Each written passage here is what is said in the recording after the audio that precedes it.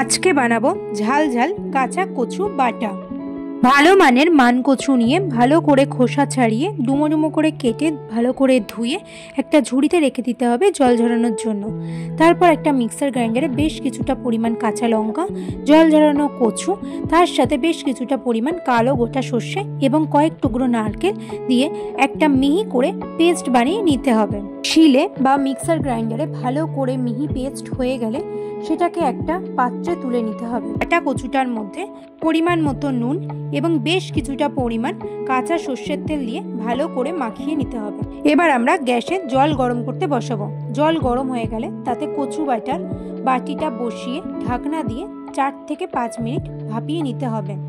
গরম জলে ভাপানোর পরিবর্তে তোমরা গরম ভাতের হাঁড়িতে কচু বাটার বাটি বসিয়ে 4-5 মিনিট ঢেকে রেখে দিয়ে সেটাকেও পরিবেশন করতে পারো গরম ভাতের সাথে কাঁচা কচু বাটা।